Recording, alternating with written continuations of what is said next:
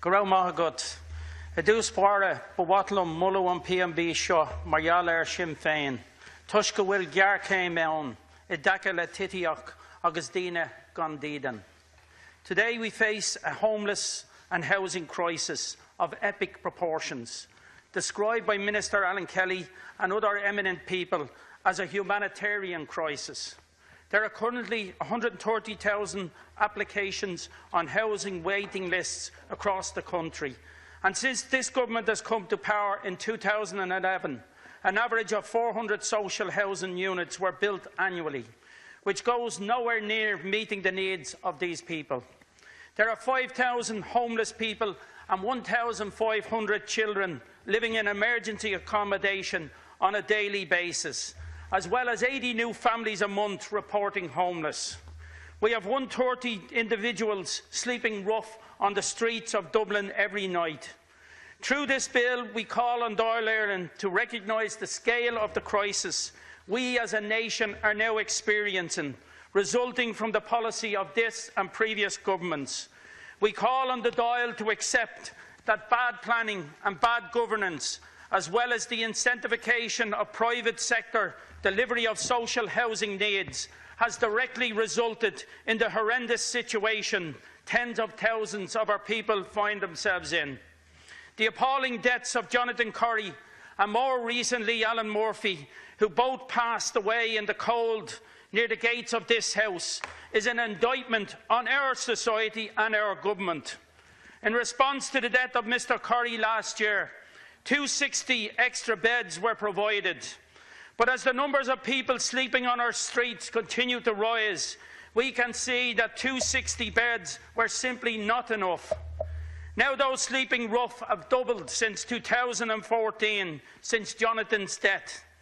This government has used hostels and B&Bs as an immediate remedy to the crisis, but this has actually caused further hardship for families by effectively imprisoning them in hotels and B&Bs without facilities to cook or to live a normal life.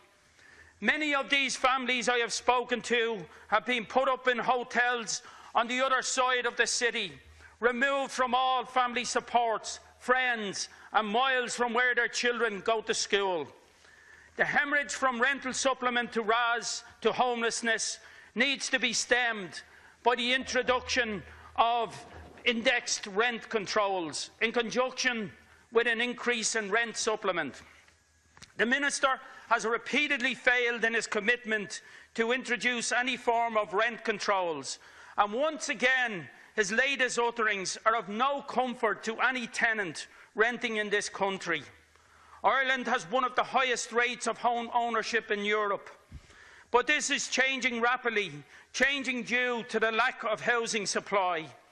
We see 30-year-olds in full-time work with children of their own being forced to move back in with their parents to avoid rent jail. As rents soar, tenants need progressive policy and regulation of the rental sector. In Dublin, rents have gone up 34% since 2011 and are increasing at rates last seen during the so-called boom. Housing rents have gone up by 8.8%, while rents for apartments here in the capital are up a massive 9.4%. Currently, landlords have the power to demand more rent at will, which is directly driving people into homelessness. We call on Dáil Éireann to recognise that the capping of rent supplement must be stopped, simultaneous to the introduction of rent controls, to ensure rents demanded by landlords do not escalate to meet any increase in the rent cap. Government spending on social housing fell by 1.2 billion between 2008 and 2014. In 2013, around 750 units were built by local authorities and AHBs, with a further 1,200 delivered through leasing arrangements. In 2013, a surge in households waiting for housing were transferred from rental supports into the rental accommodation scheme. In the long term, social housing must be sustainable, and its provision ought not to be based on the private market. Tenants who need social housing are now trapped by rent supplement, which is subsidising private landlords. These subsidies are policies of Fine Gael, Labour and Fianna Fáil. We in Sinn Féin do not believe we have arrived here by chance. There can be little doubt that a history of bad policy has sowed the seeds of the current crisis. Modular housing has been mentioned as part of the solution to the housing crisis, but it is imperative that it is not a permanent one that supplants state-led development of social housing. The development of modular housing in the short term has the potential to take people off the streets and out of hotels and B&Bs. But there are serious challenges around how modular housing would work in practical terms. Among our solutions to the crisis, we propose that NAM engage with local authorities to provide funding as well as properties that can be utilised for housing need. Yeah. And one of the signatories to this private member's business motion that it is an absolute disgrace that neither the Minister nor the Minister of State at the Department are present for this most important issue. And that's no disrespect to the Minister of State who is present. It is absolutely scandalous that none of the relevant representatives of the department concerned are here in this chamber. Thank you. And just to say, Minister of State has informed me the Minister is on his way. That's all I can tell you now. Okay. Deputy Ellis. The for sale of NAMA properties also should be immediately stopped, as this has the potential to further add to the homeless crisis. Local authorities should be given first option on empty state lands and buildings, which could then be used for accommodation use. There are 2,600 council houses lying vacant across Ireland in every town and village, as well as thousands of empty buildings, retail and office spaces, which could be converted quickly into accommodation space and would also revitalise the areas and towns. Additionally, Dublin City Council has enough land zoned for housing to build 29,300 units over nearly 300 hectare-acres. Space is going to waste. We call on the Government to take immediate action to ensure that these lands are redeveloped.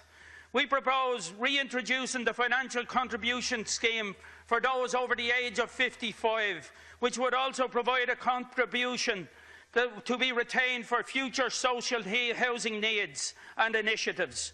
Currently, there are hundreds of applicants waiting to be processed in Dublin City Council alone, which would release much-needed housing.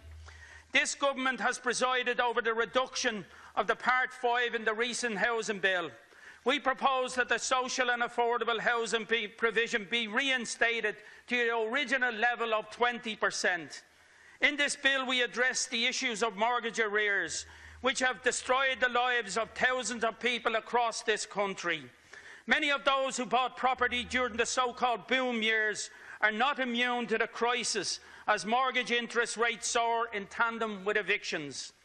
As part of this bill, Sinn Féin directly calls on the Government to introduce emergency legislation to cap mortgage interest rates to stem the flow of homeowners into severe mortgage arrears.